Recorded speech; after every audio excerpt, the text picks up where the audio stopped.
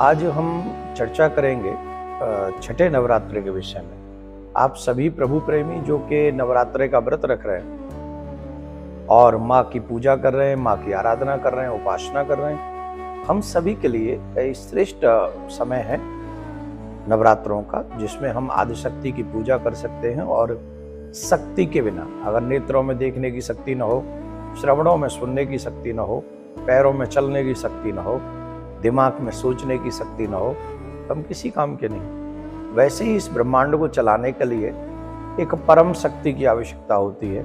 वही परम शक्ति के अनेक रूप हैं, जिनमें से 9 रूपों की पूजा सनातन परंपरा में सनातन प्रेमी करते हैं। आप और हम बड़े मन से करते हैं। तो आइए हम जानने का प्रयास करते हैं कि छठे नवरात्रे में किस देवी की पूजा की जाती है, उन देवी का वाहन क्या है, इनकी पूजा करने से फल क्या मिलता है। ध्यान देने योग्य बात है, जिन बच्चियों के विवाह में विलंब होता है, उन बच्चियों को इस छठे रूप में जो माँ विराजमान है, जो कि कात्यायनी माँ के रूप में जानी जाती हैं, उनकी उपासना, उनकी आराधना से भक्तों को बड़ी आसानी से अर्थ, धर्म, काम, मोक्ष की प्राप्ति हो जाती है।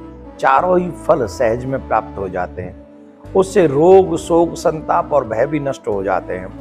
जन्मों जन्मों के पाप जो हैं वो सहज में ही नष्ट हो जाते हैं। इसलिए माँ कात्यायनी की पूजा हम सभी को करनी चाहिए। इनकी 4 भुजाएं हैं। दाईं तरफ का ऊपर वाला हाथ अभय मुद्रा में है तथा नीचे वाला हाथ वर मुद्रा में है। माँ की बाईं तरफ से ऊपर वाले हाथ में तलवार है और नीचे वाले हाथ में कमल का फूल है। इनका वाहन भी सिंह है। इनका स्वरूप अत्यंत भव्य और दिव्य है। ये स्वर्ण के समान चमकीली हैं और स्वयं बहुत ही सुंदर हैं, प्रकाशवान है। माँ कात्यायनी की जो कथा है प्राकट्य की, वो भी ध्यान से सुने। इस देवी को नवरात्रि के छठे दिन पूजा जाता है।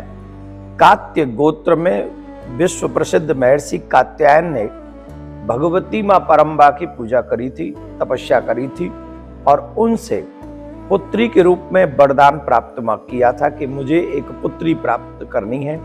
तो माँ अम्बा ने यही कहा था कि कहाँ मेरे समान कोई पुत्री तुम्हें प्राप्त कराऊं, मैं स्वयं आपकी पुत्री आकर बनूंगी।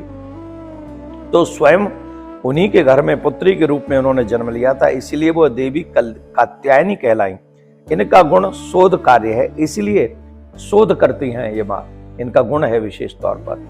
तो आजकल आधुनिक युग में जहाँ साइंटिस्ट की हम लोग चर्चा करते हैं, और वाकई हमारे देश में साइंटिस्ट बहुत बड़ा काम भी कर रहे हैं, तो जहाँ साइंस की बात और साइंटिस्ट की बात होती है, ऐसे लोगों को जो साइंस में अपना भविष्य बनाना चाहते हैं, उन्हें कात्यायनी देवी का पूजन अवश्य करना चाहिए।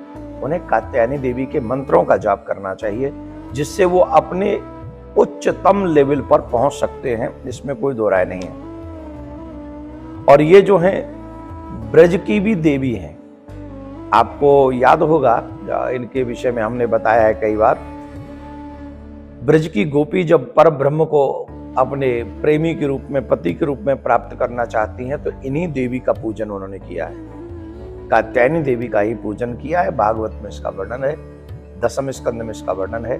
और उनका वो मंत्र आप सबको याद होगा। जो कन्याएं अनमैरिड हैं, जिन्हें शादी में विलंब हो रहा है या मनवांछित वर चाहिए, उन लोगों को, उन देवी कन्याओं को ये मंत्र अवश्य बोलना चाहिए। कात्यायनी महावाय महायोगिन्नधीश्वरी नंद गोप सुतम देवी पति में कुरुते नमः। मतलब श्रेष्ठ पति हमको प्राप्त हो, ऐसा मांगना चाहिए। तो इनको माँ को कौन सा पुष्प पसंद है, तो वही गुड़हल का पुष्प और लाल पुष्प इनको पसंद है। तो माँ को गुड़हल का या कोई भी लाल पुष्प उनको अर्पण करना चाहिए। माँ कात्यायनी को भोग किसका लगाएं, तो माँ कात्यायनी को शहद पसंद है, मधु पसंद है। तो अगर मधु पसंद है तो हमें जो खीर बना रहे हैं उसमें भी मधु ही डालनी चाहिए, बजाय शक्कर और चीनी डालने के या कुछ भी डालने के। मधु डालकर उसको मीठा करना चाहिए। तो आप लोग सभी कात्यायनी माँ के इस रूप को पूजें, इनकी पूजा करें और छठे नवरात्रे में माँ कात्यायनी आप सबके मनोरथ पूर्ण करें। ऐसी माँ कात्यायनी से हम प्रार्थना करते हैं। इस वीडियो को उन घरों तक अवश्य पहुंचा दें जिनके घर में कुंवारी कन्या है और जिनके विवाह में विलंब हो रहा है। तो आप शेयर करेंगे तो शायद उनके घरों में भी खुशियां आ जाएंगी। राधे राधे।